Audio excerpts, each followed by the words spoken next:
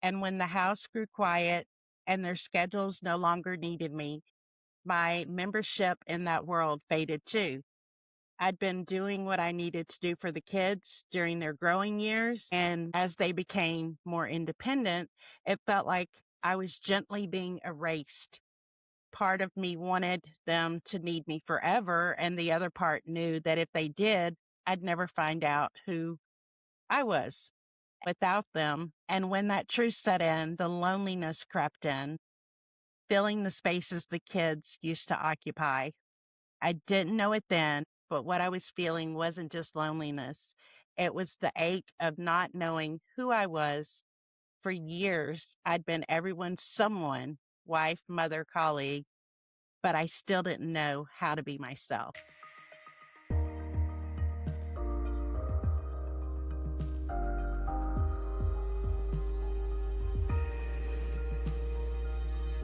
Welcome back to Travel Time Stories with Shannon, where real journeys meet real stories and healing happens one conversation at a time.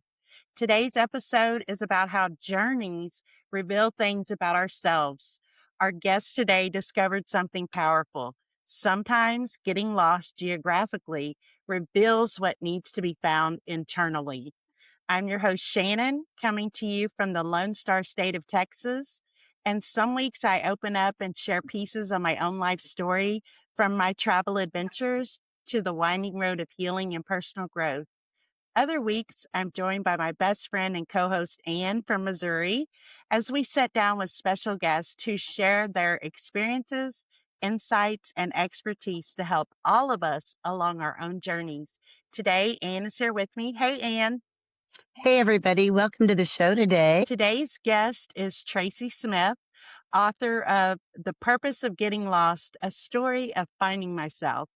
Her memoir explores midlife, identity, divorce, motherhood, and what happens when life as you know it quietly shifts. After navigating a major life reset, Tracy began traveling solo across more than 30 countries, not to escape her life, but to better understand it. 2.5 years, 200,000 miles, and 6 times around the earth. Tracy, we are so grateful you're here with us, and I am super excited to dive into your story. Welcome to the show. Oh, thank you so much for having me. I'm so excited. We're so excited to have you. As we say on Travel Time Stories, everybody, grab your favorite beverage and let's get into it. So, Tracy, before we get started on your story and everything that happened, kind of give us a little bit of background. I know you grew up in New York, correct? So, kind of tell us about that and how that kind of shaped you before everything started with your actual story. Sure, thank you. So, yeah, I grew up in Buffalo, small Midwestern town in the East Coast. So it's kind of got Cleveland, Chicago, Detroit flair, but just much smaller. And I grew up really poor. I'm one of 8 kids, and my dad died when Wow. I was an infant, and then my mom remarried, Oh, and so there's 5 of us, and then there's 3 younger brothers. And it was a a a poor upbringing in a strict house. So, I had to try to do whatever I could do to try to find not freedom, but like relaxation or time and space alone whenever I could find it. So books really became that way. Like, I could remember when my younger brother, and I can never remember if it was the youngest one or the one just older than him, when he was little, we would take him, me and my other younger brother, we would take them to the library, and he would wear overalls. We'd always make him wear overalls, and we'd put him in the old wooden chairs, and we'd take the overall straps and we'd put him around the back of the chair, and then we'd reconnect him on his bib overalls. And so then we could sit down and read. It was the only way we could get quiet and kind of, some space for ourselves when you're in a family of 8. And because we are living in subsidized housing, it was a small place. So, there weren't really a lot of places for us to be alone. So books have always been a huge part of who I was and what I like to do. And I don't know at what point I thought about wanting to, like, see these places and really until I got to college, and then I was like, "Oh my god, like, I wanna see the world." Like, that's Mhm. when I really knew it hit me was, I want to see the world, and I want to see all of it, and at the time, I was obsessed with Africa. I mean, I was just absolutely obsessed with it. But then, life has a way of working out. And when you're poor and you don't have like a mentor and you don't have resources, and the internet definitely was not then what it is now, where you could just kind of go figure out how to go do stuff and how to travel. I ended up taking this other path that involved having children and a family, and that was my life. That was my life for 24 years. That's the 20 well, actually, I guess he's 20, almost 25 now. So we'll say 20 years, 21 years. That was the life I lived, and I have no regrets about any of it. It's what I did. It's who I was. Somewhere along the way, I think I realized there's got to be more than this. Like, I didn't know where I was at and what I was doing. And I kind of lost sense of who I was. The older my kids got, the more I lost sense of what I was doing and where I was supposed to be going. And the reality Mhm. is I didn't figure that out until I went on that first trip. That's when it kind of like, that was my aha moment of being like, oh, oh yeah, this is something you want. This is something you've wanted for 30 years. You just kind of Mhm. had forgotten all about it. I put it on the back Yeah. burner. Yep, exactly. You write something that really stuck with me. I thought I was traveling to see the world, and I was actually learning to see myself. So when all the roles that we place on ourselves and society places on us, mother, wife, professional, all these different roles that get piled on us, when they start to fall away, there's this fear and these silent questions that come up of where do I belong? Who am Mhm. I? When no one needs me to do anything for them anymore. And so when did you first realize that your travel wasn't about escape, but about your identity? I don't think it happened right away. I know it didn't happen right away, right? Like, I think as I was taking these trips, at first they were kind of far, for there was more time between them. And then I started realizing that when I traveled, I felt different. Like, I didn't really know what it was. Like, I really didn't have a sense of. I was like, I know I'm different. I'm not really sure what this is. And then somewhere along the way, so probably by September of 2023, when I ended the relationship I was in, I feel like that was like the first time when I really kind of said to myself, I was like, no, you're somebody different than you were when you got into that relationship a year ago before you started traveling, or right when I actually met him right as soon as I came back from the first trip. So I started realizing then that there was something different, but I don't think it was until after I went on that first Southeast Asia trip in January 2024 that I really was like, okay, Tracy, you're different. Like, you for certain are not the same person that needs to be in a relationship. You're not the same person that needs to be mom. Like, right? Like, there's a visceral Mhm. need when you don't fit in anywhere and you become a mom, there's a visceral need to make that your identity of that's who Mhm. I am, right? Like, I was like, Yep. this is something I will always be mom. And it wasn't until that January 2024 trip that I think was like the real first time where I was kind of like, no, I'm making a decision that's not dependent on my kids. I'm leaving them behind. I'm kind of doing all these things for myself. And I no longer thought of myself as I must be mom. I thought of myself as I must be Tracy, who is also mom.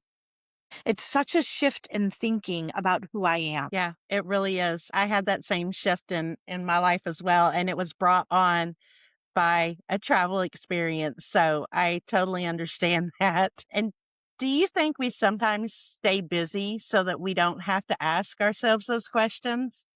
Oh my God, Shannon, I mean, you literally just hit the nail like flat on the head, because that's exactly what I just said to another person. I was like, all these years, like, so I get divorced, and even the years before I got divorced, right? Like, I'm raising kids, and I go to work every day, and I come home from work and it's like, okay, cook, clean, take them to wherever they have to be, drive carpool, come home, do whatever. I was doing my doctorate at the same time as all this. So like, I'm kind of Oh like, my okay, do a gosh. doctorate, raise kids, work a full-time job, and a full-time job that was like a professional, like it wasn't one that I could just leave at the office every day.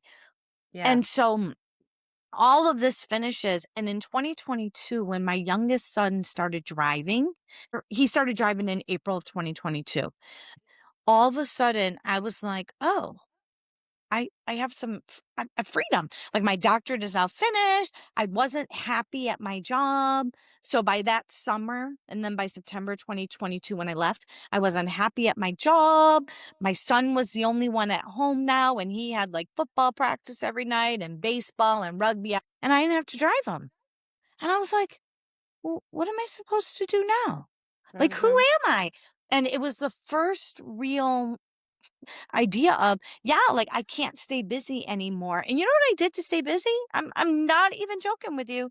I went and did another master's degree because I was like, what am I going to do Wow. with myself? I have to do something. I Mhm. don't know what to do. All as a way to like stop myself from slowing down and trying to fight with those answers and those questions of who am I? And then I finished that master's degree. The job by this point I knew was just going, I mean, it was just not a good fit at all. My youngest son now is going off to college, and I am a true empty nester. There's no school, there's no kids at home. Mhm. There's, I mean, like a job that I don't want to be at. And for me, like I had a full reckoning of being like, who am I? That was, it was a full on, I had to deal with who I was. Wow.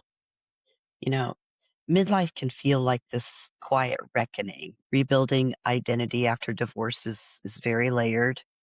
How did you Mhm. begin to separate who you were from the life you had built? Well, frankly, I mean, my ex-husband's family did it for me, right? Like I didn't really get a choice because when we divorced, they divorced me as well, right? So it Mhm. wasn't like I was still welcomed. I wasn't welcome to any family gatherings, invitations for baby showers and communions and graduations, or there'd be parties. And it was never to me, it was always to the kids, right? So they did it for me. And it was not pleasant. I will not even begin to pretend that I handled it well because I didn't. Like all it did was bring up all of these memories of being like, I don't fit in, I'm rejected, I don't belong. And this is just Mhm. one more example of, you don't belong and you don't fit in. I was really, really fortunate in those first couple years after my divorce. I met a wonderful person. We dated for 4 years. Um, and he really ended up kind of healing me in that way of where I was able to get through the time of like figuring out who I was, but also like not being angry at my ex-husband anymore. Because, I was really angry. And I can't even Mhm. say that like sometimes today, I mean, I've been divorced 12 years, and there are still times now where I'm still angry about how it all played out and how his family treated me. Um, when his mother died, I wasn't even invited to the memorial. I went because of my kids. I wasn't part of the obituary, but my kids are. And it makes you feel like, well, am I nobody? So I don't think I did it very well. And I was fortunate, I guess, in that respect that they did it for me because I don't know what it would have looked like otherwise. Yeah, Yeah. It's still sad though that it that's how it is. happened for you. What am I supposed to do? And especially like when the kids go with him and all of the friendships were his friendships. So what am I supposed to do when I'm home by myself on the weekends? You can Yeah. imagine the spiraling that went Mhm. on when you're home on a weekend wondering what your kids are doing or why they haven't texted you yet because your whole world is built on those kids. So yeah, Yeah. it Yeah. wasn't pretty. Well, I have a couple things to read here that Okay, let's relates to go. what we were just talking about. These are excerpts from the book. And speaking specifically about the kids, as you say in here, and in always choosing them, I lost pieces of myself. And when the house grew quiet and their schedules no longer needed me, my membership in that world faded too. I'd been doing what I needed to do for the kids during their growing years. And as they became more independent, it felt like I was gently being erased. Part of me wanted them to need me forever, and the other part knew that if they did, I'd never find out who I was without them. And when that truth set in, the loneliness crept in, filling the spaces the kids used to occupy. I didn't know it then, but what I was feeling wasn't just loneliness. It was the ache of not knowing who I was. For years, I'd been everyone's someone, wife, mother, colleague, but I still didn't know how to be myself. Yeah. So I sold my house in Chicago at the end of the summer and I moved to Washington, D.C., and my two youngest kids are in college. And over the Christmas break, I rented a space in Chicago so I could be with the kids for part of the time or whatever. For the entire time of the divorce, they go with their dad and they see their dad like basically from the 23rd, and then they come home on the 24th after celebrating Christmas Eve with his family. Hmm. And then the rule was always on the 24th, they come home and then they're with me all day on the 25th. Well, as they're getting older, you can imagine that they're now in control of when coming home is, right? And Right. before, I could say to their dad, well, get them home by 10, or I'll come pick them up at 10 o'clock and I can kind of have some control over that. Well, this year, they showed up really late. They're all adults and they showed up really, really late. And I spent the night being really upset or whatever. And I went to bed. And on Christmas morning, I almost ruined the day because I didn't know what to do with, like, it was almost like I had found myself back in this space of like trying to figure out who I was, because who was I on Christmas Day if I wasn't with the kids? Like, it's the one Yeah. day I could always count on of being mom. I was really angry with them for coming home so late. And I had to step back from that. So they woke up and we celebrated, we kinda talked about it. Had to kind of sit down and remind myself that, "Tracy, this is what it is now, right? Like, the kids are adults. I still get to be mom, but I'm a different mom now, right? Like, I'm now mom that has to be supportive. I'm the mom who has to say, 'Okay, if you need me, I'm here, but if you don't, I need to back off.'" And that's a really challenging space to be in, especially when your whole identity is wrapped up in being mom.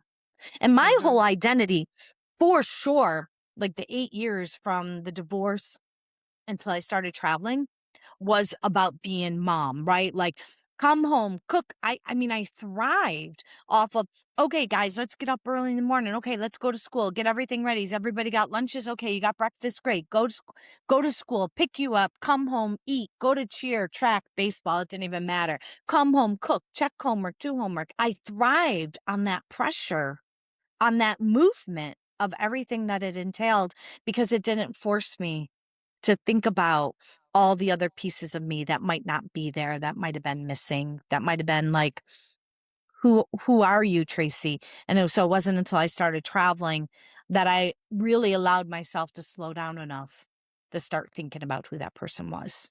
Does that make sense? Hmm. Very Yeah, much that makes so. perfect sense. Yep.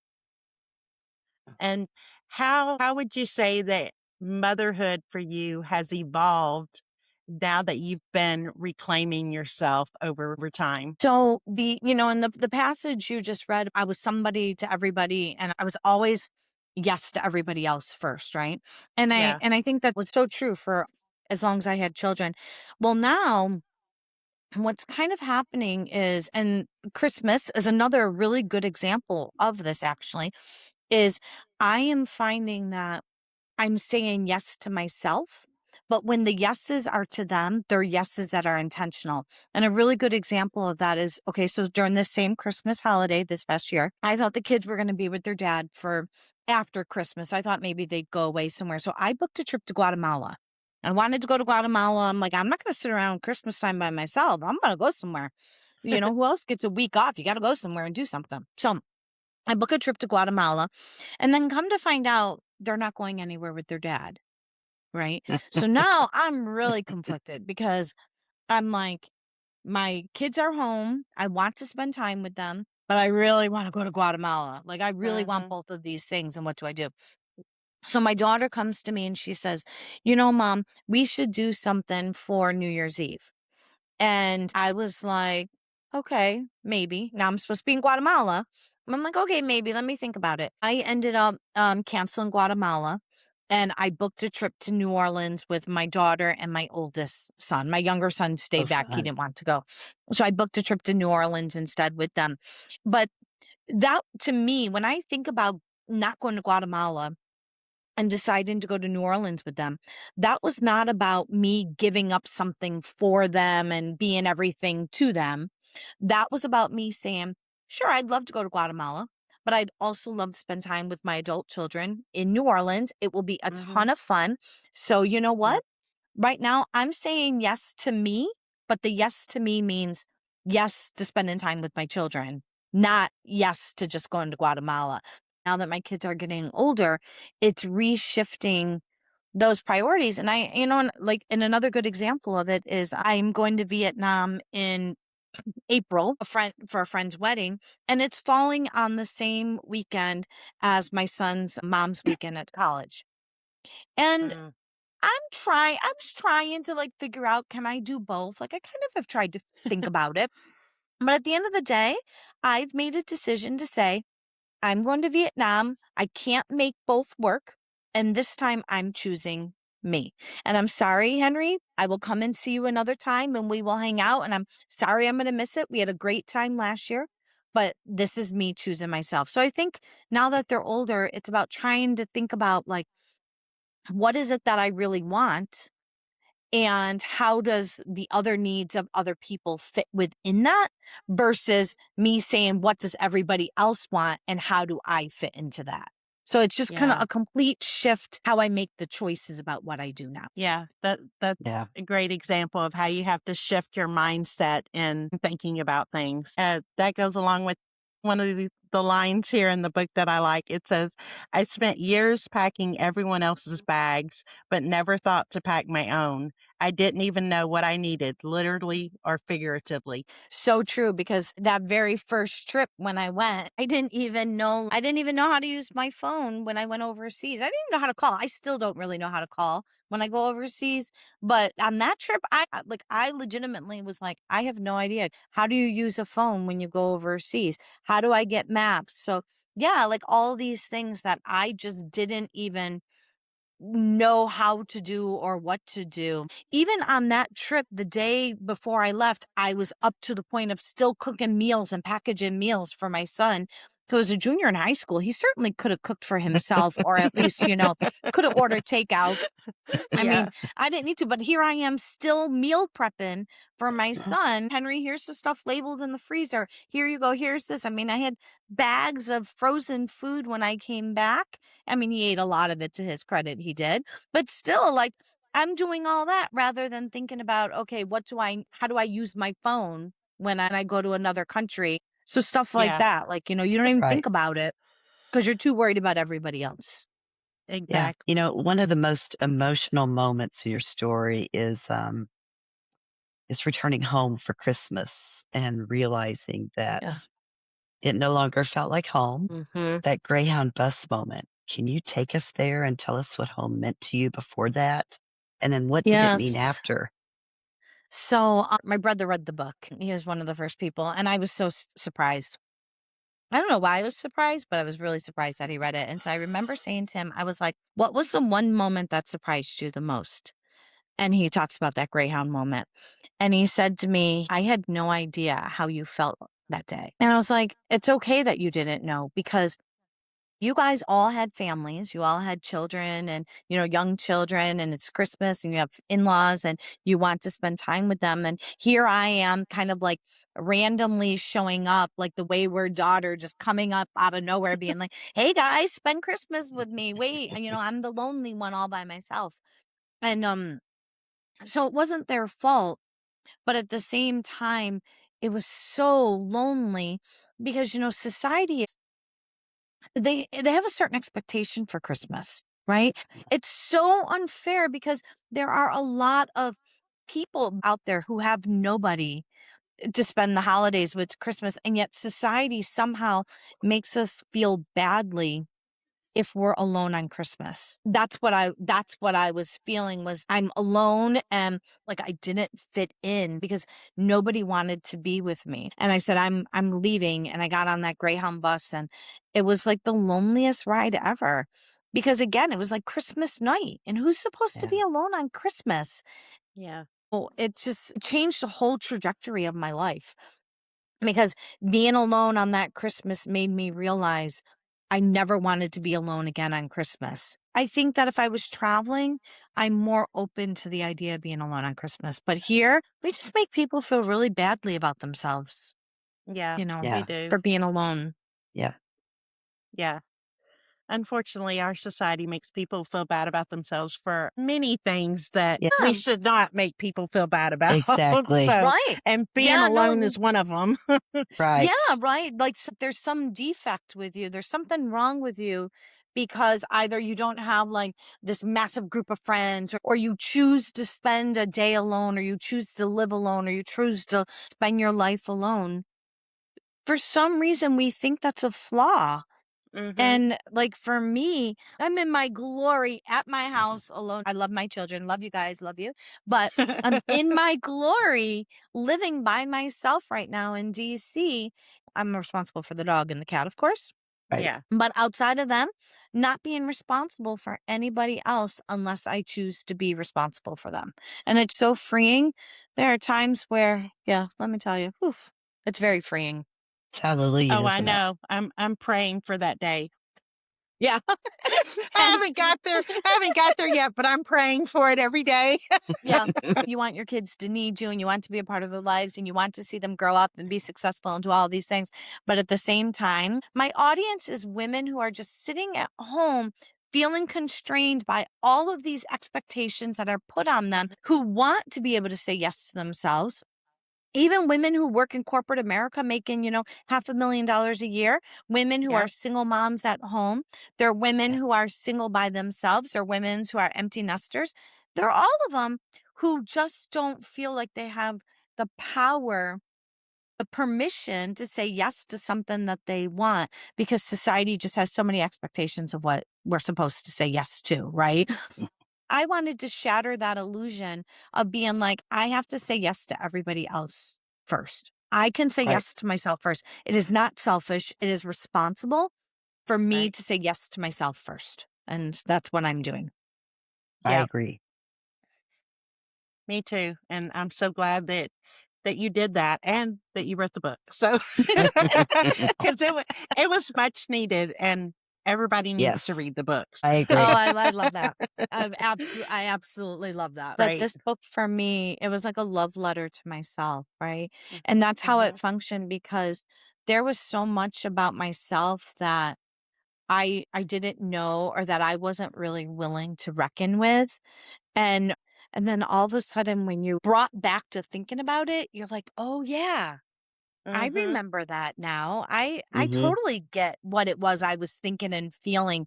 It was absolutely a gift to myself to write it because I felt like it taught me so much about myself that I didn't know. Right. Yeah, I can see that. So you write that fitting in requires performance, but belonging requires honesty. That line really got me to really thinking hard because I had never thought of it that way until I read that. Mhm. And then I was like, oh my goodness.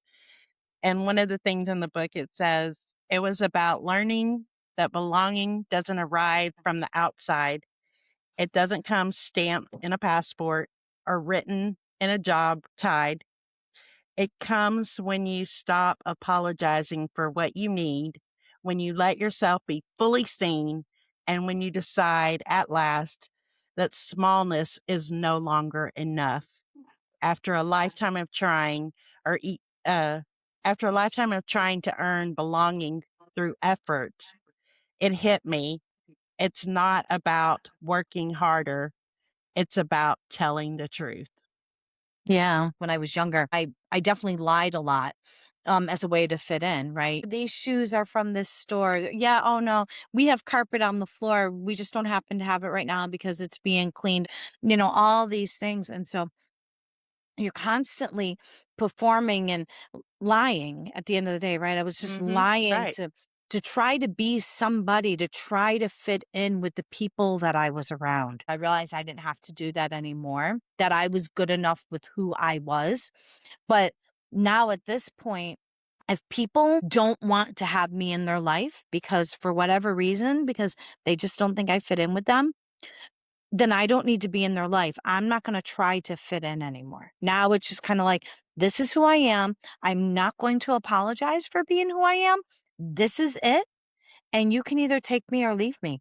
Mhm. It was a really hard lesson to learn, but that's one of the gifts I believe that I got out of this book was realizing that I am worth taking up space. I deserve it. I deserve to take up space. Yeah. Exactly. So what does belonging feel like now, physically and emotionally for you? Yeah, it feels like choosing myself, but I think even more like it feels like I need to be on a trip right now. Is what it feels like. I feel that same way. I'm P3. sitting here thinking, yeah, I'm sitting here thinking about it. I'm like, oh my God, it feels like I need to be on a trip and I need to go be somewhere and moving and kind of moving and staying still all at the same time and being in a space where I feel like I can be the authentic me, right? Because here, even here in DC, I'm still living a life that I go to work every day and I do this work that really doesn't feel like it's my calling. And I love my apartment and I love the dog and the cat, but there's still a part of me that feels pretty disconnected from all of it. And so for Yeah. me, I think belonging feels like being somewhere and just like being alive in those moments. And I think that's why I'm always trying to think about the next trip, trying to book the next trip. I'm constantly, where can I go next? When can I get there? How soon can I get there? I'm constantly thinking about it. Well, Love I'm that. the same way, so we must be kindred spirits in that Yeah, way. that's Yep. what I'm thinking. We probably highlighted the same, I'm sure we would have highlighted the same passages in the book. Probably so. I do have to mention in here the part where you talk about friendship. When you finally come to the point to talk about friendship, I love it because I think it matches how I feel and how mine and Anne's friendship is. Most people don't understand it or get it, but it's true friends don't have to perform in a certain way. They just have to show up. True friends can show up at silent with the coffee in the morning, giggly nights on the cobblestone streets. And that is so true. When you have true, genuine friendships, Mm-hmm. that's the way it is. You give Mm-hmm. each other room to breathe when you need to breathe, and you can still come back together and you pick up right where you left off. You don't have to pretend with that person.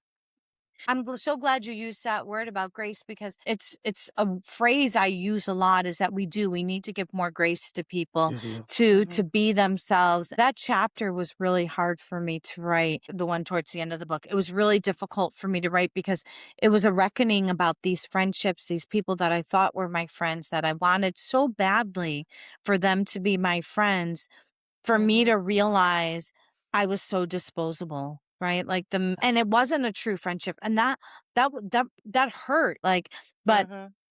to the point of I have these other friends, so, the women that I went to Ireland with and I went to Greece with them. And they're the kind where like there'll be times where they're dating somebody or I'm dating somebody and maybe we stop talking and hanging out or whatever.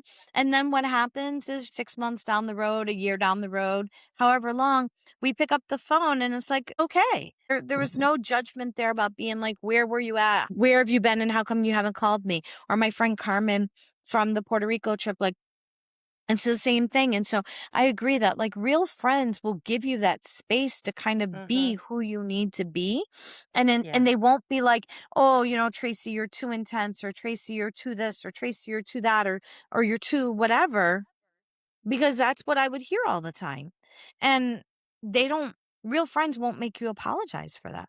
They'll No. be like, "This is who you are, and you are my friend, and I love you for it, and don't change because that's what makes you who you are." I wish people could have those circles like that because Mhm. that's what kind of gets you through at the end of at the end of the day. And Oh, those two groups of friends, when I was having those surgeries, those are the ones who are taking me to my surgery. Those are the ones who are helping me, get dressed and get undressed. And they're the ones who are made sure that I had my medicine and my prescriptions and made sure I had food and, texting me and checking in on me. And so I think those kinds of friends are really important to have in Yeah. our life. oh yeah, for sure. The bedrock. Yep. Yeah. Exactly. So you traveled to more than 30 countries. What does being alone in a foreign place reveal that your daily life doesn't? That I'm not nearly as shy or as much of an introvert as I'd like to believe that I am. Yeah. I kinda hang my hat, and actually, I think the right wording would be, I when I'm at home, I'm socially awkward. Actually, I Mhm. just told a work colleague about that today. I said, "I'm really super socially awkward." When I'm traveling, I'm not so socially awkward. And I don't know if it's because when you're traveling, nobody knows you. So then either you're still saying weird things, but you're not worried about how weird they are because maybe they don't speak the language.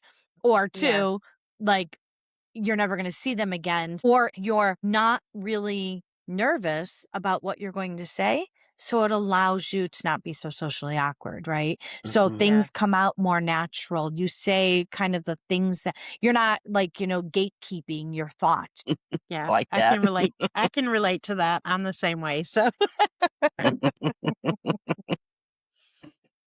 but I loved in the book where you talk about how important it is to not have sameness. Why can't we all just embrace the uniqueness of each other and the stereotypes or things that people think about other people in other countries that they've seen on TV or whatever, and they've never experienced it for themselves, but that's the way they think it is.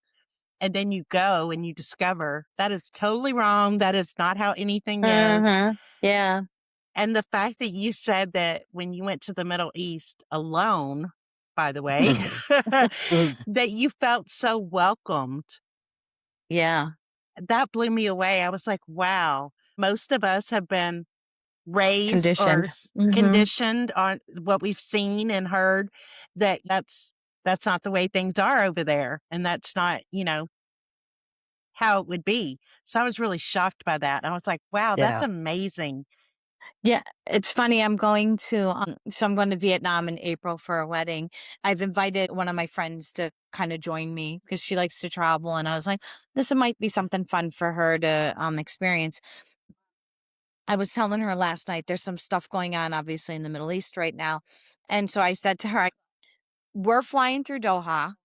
I've flown through Doha before, so I was saying in the context of everything going on in the Middle East right now, I said, "But I'm not worried about it. You have family that will be wondering, why are you going what's gonna happen if you still fly through Doha?" I said, "So I need to be transparent and open with you to say, there's some stuff going on in Doha right now. Not in Doha, but in the Middle East, and you have to make a decision. Do you want to defend your choice to still fly through this area and to go on this trip with me to your family? Or do you want to say, no, I'm still gonna go and we're still gonna route through Doha. I don't know what it'll be like 2 months from now. I can tell you what it's like right now. I don't know 2 months. But because she has to kind of defend what our understanding and our beliefs are about the Middle East, Hmm. I needed to be really super transparent and upfront with her Mhm. about being like, Do you want to go? Or do you need to, you know, switch your flight? Or do you need to do this? Or do you need to do that? Because I know the perceptions of how that stuff is here when we Hmm. talk about the Middle East. And I just don't want her to face that kind of backlash. I can handle it. Again, I don't answer to anybody, but her, I'm not sure if she could or wants to. It's Yeah. just Yeah. different. Yeah. So, was there a specific country or moment where something just shifted internally for you? I don't know if there was a moment that I can think to, like, I don't know if I can say, "Oh, this is when I realized I was different," or, like, this is the moment that caused the difference. But the thing that I do know is that I don't invite myself anywhere. I never have. Part of that whole belonging and not feeling like I fit in, so I don't know if I'm welcome, right? Colleagues will stand out in the hallway and talk about happy hour, and I would never invite myself to go to happy hour, even if they're standing right there looking at me. I'm waiting for them to extend the invitation. So that's how I've lived my life. In Southeast Asia in September of 2024, I was going for a month. I was going to be gone for a month, and I was going to like Indonesia. I was going to Bali and Borneo. I was spending a lot of time actually in Vietnam, just up north and down in the south. And so I remember I got scratched by a monkey in Bali, and I needed to get a rabies shot. And so I had to kind of switch up my plan. So instead of going to Penang in Malaysia, I decided to go back to Da Nang in Vietnam. And I remember messaging my friend, the one whose wedding I'm going to in 2 months. And I had only met her one other time before, which was the previous January when I met her in Vietnam. And she was my tour guide. And then we had spent an evening going out to a nightclub and dinner with her and her friends and everything. And so I remember messaging her on WhatsApp and saying, "Hi Min, I'm going to be in Da Nang for a couple days. Do you want to get together?" And it was the first time where I had ever done that for myself, to be like, "Hey," like the first time, memorable time, right? Of being like, "Hey, do you want to get together?" To a person who I really didn't know, other than that time that I had, spent with her as a tourist 9 months earlier.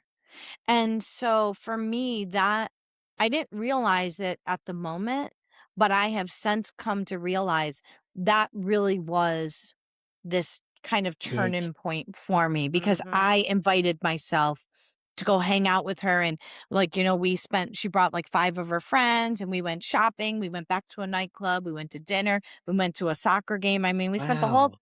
riding a motorbike all over Da Nang and, all Oh, night how long. fun. And it was Mm-hmm. absolutely incredible. And then like she invited me to come celebrate the Lunar New Year with her, the following January. And so now I'm invited to her wedding. And so for me, that really was, in hindsight, that was such an aha moment of being like, wow, Tracy, you really had changed, because I never in a million years, I would never, ever, let me tell you, I would never, ever do that at home. And even to this Yeah. day, I would not do that at home. But somehow I was able to do it out there. I It's don't know. amazing. Yeah. I love Life that. changing. Definitely Mm-hmm. life changing. Oh, yeah, for Yeah, sure. for sure. Yep. So throughout the book, you mention your dating experiences. And I want I have to touch on a few of those. I think most of us, for one, can relate to staying in a relationship longer than we should.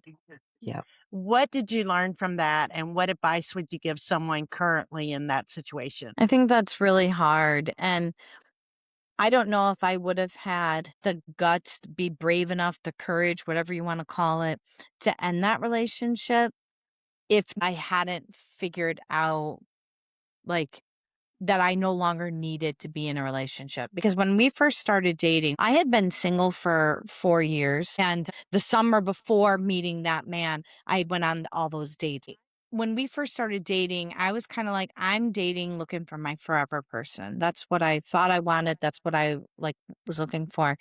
And it wasn't until we dated for a year and I came back from that 50th birthday trip from Portugal, and I realized that I no longer was dating for my forever person. Now I'm dating because somebody enriches my life.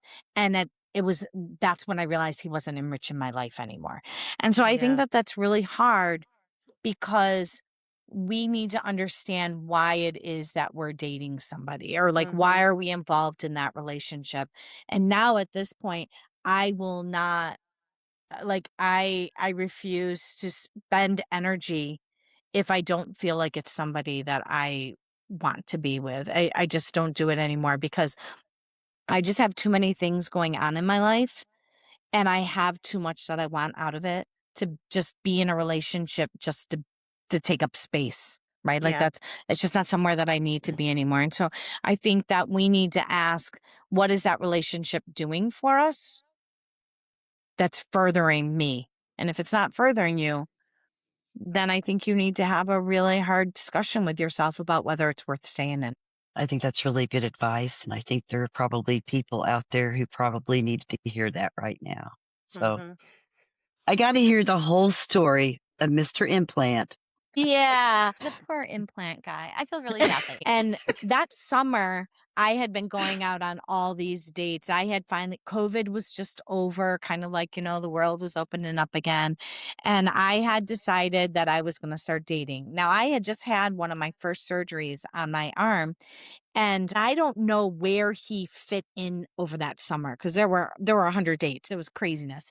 So, this particular person I met, he lived up in Wisconsin, so like Milwaukee, and he said, "Oh, let's get dinner or whatever." And I was okay now, yeah, sure. And at the time, that summer, I was more willing to meet people than I am now. Like, now I'm kind of like, unless I know clearly that this is going to be a good use of my time, I'm not meeting you. Then that summer, I was kind of like, whatever, I'll go meet you and whatever. And we go to this restaurant, a really nice restaurant, which is also against one of my big rules because I traditionally don't go to dinner on first dates. I prefer drinks or coffee, Mhm. for this very reason.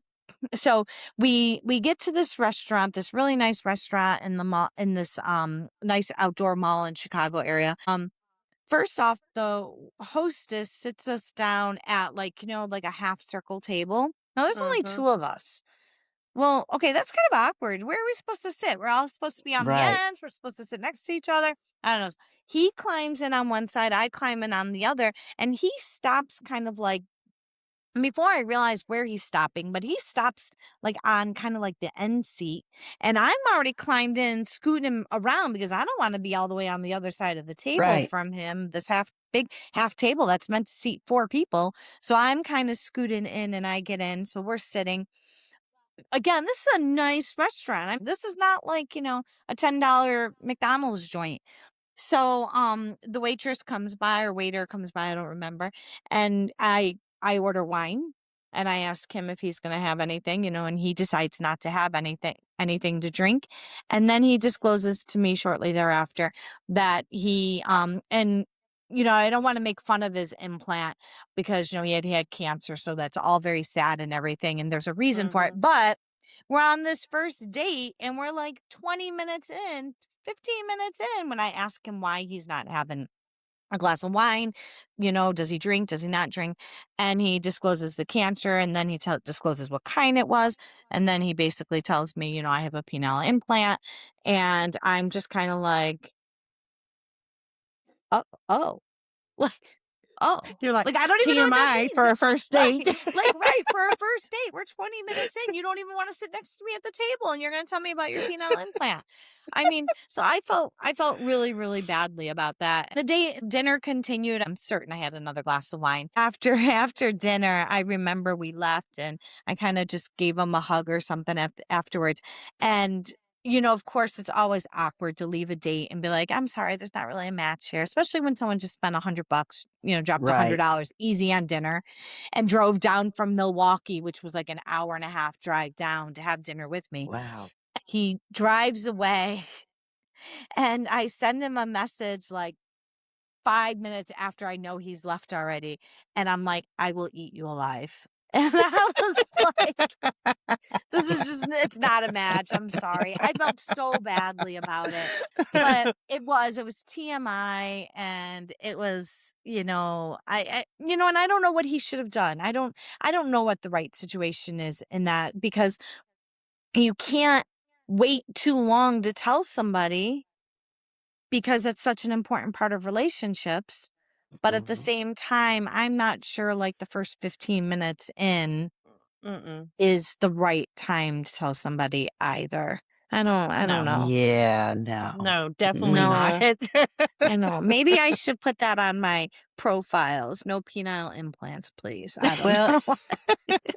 if you get another one, just be super serious, lean forward and go, "Does it work well?"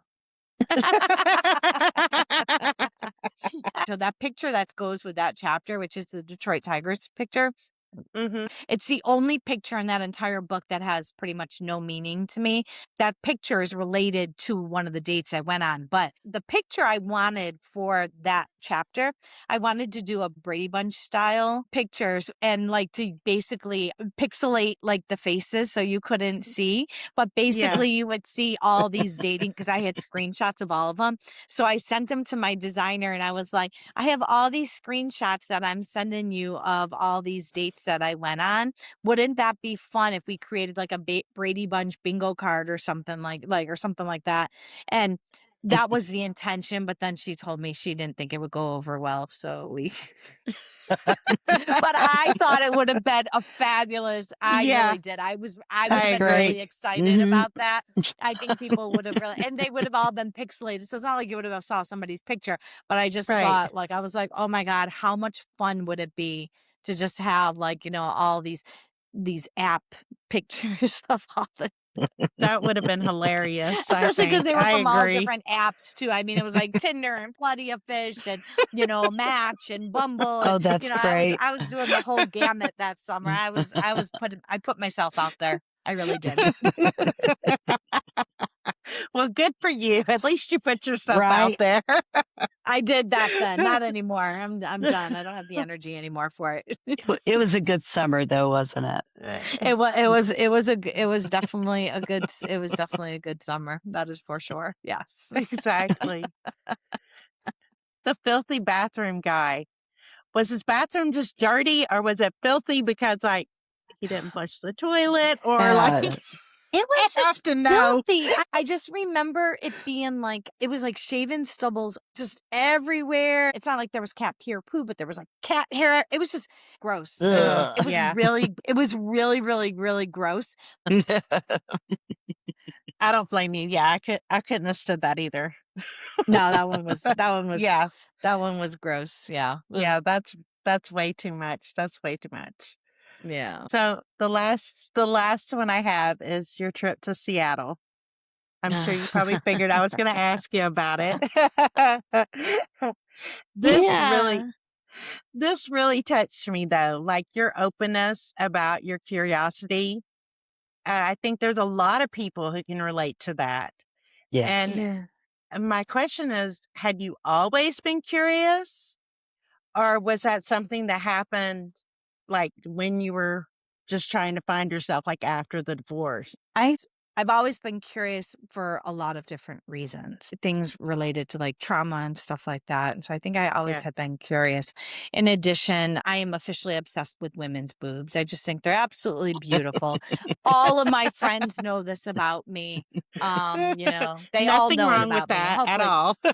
No. if you have to like, cut that out or put an E rating on it or something, I'm obsessed with them. I just think they're beautiful. So I think women offered a lot more in terms of the type of relationship I would want, like somebody who really wants to talk, not Mhm. talk like, get all in our feelings, but like just likes to talk about things, about life, or who likes to go to museums or wants to travel and doing all these other things. And so I think there was a huge part of me that believed that maybe that's where I was wrong in the relationships, right? Maybe that's what was happening in all of these relationships that weren't working out, all of these heterosexual ones.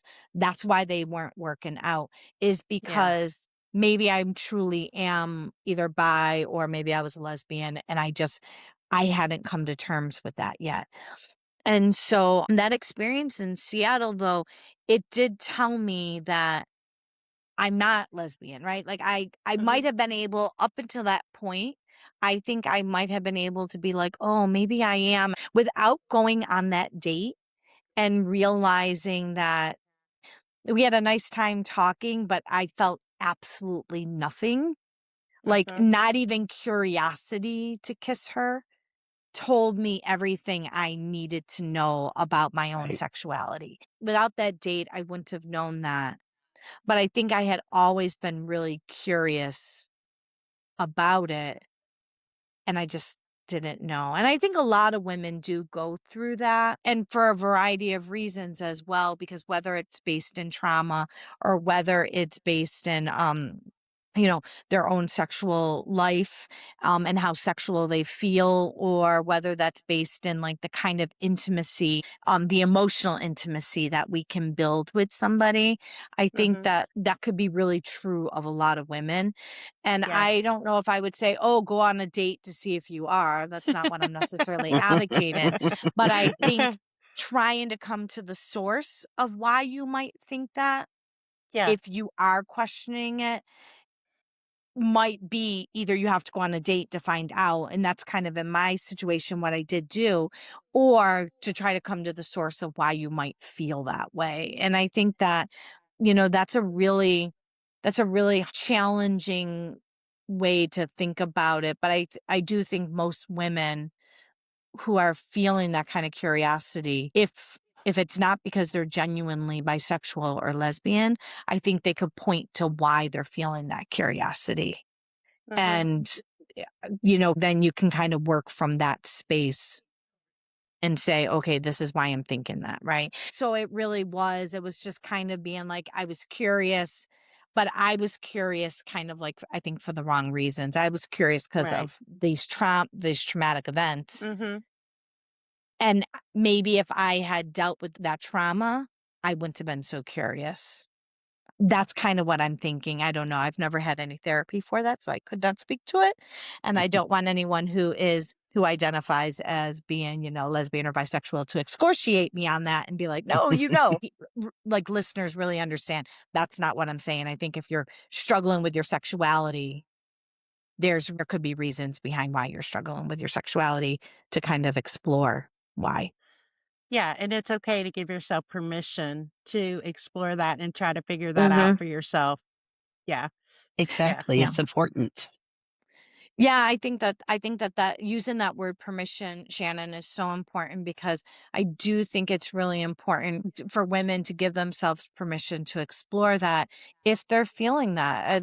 And you should not feel guilty about it. Like, I think probably one of the hardest parts, Seattle made was a great place for me to explore because I was anonymous, right? Nobody knew me. Mhm. Right. Right. Whereas in Yeah. Chicago, if I go out somewhere, for someone in the neighborhood or the near suburbs, like, they might know somebody that I know, or our paths might cross, and and whatever. So it was a great way for me to kind of explore.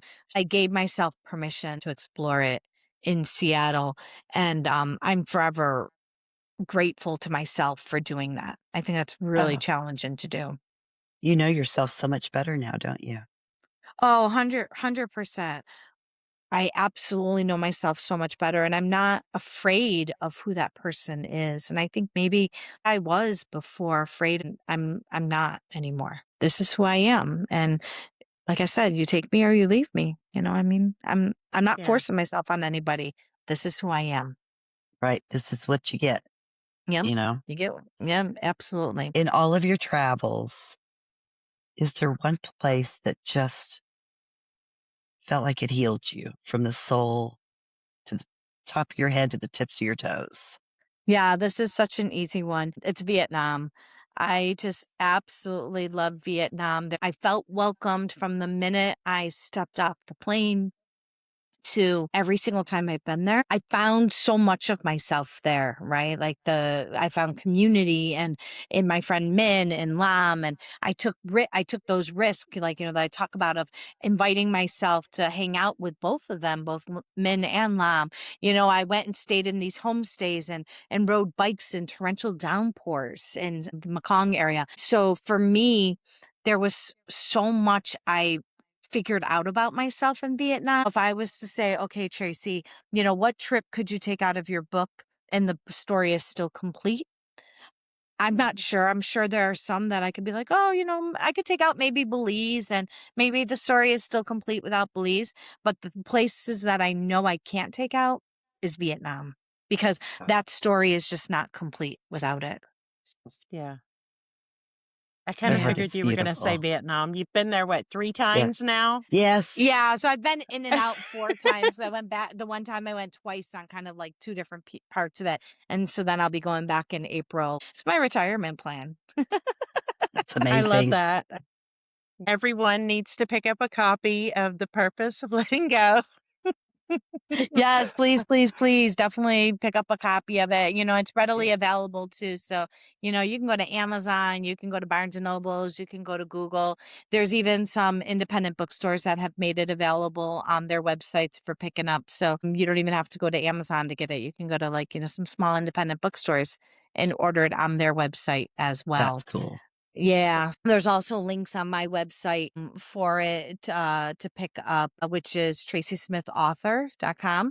And Okay, so all of my travel stories are on that website, as well as information about the book, about the various kind of conversations that I'm having, about my Geography of Connection project. My Substack is on there.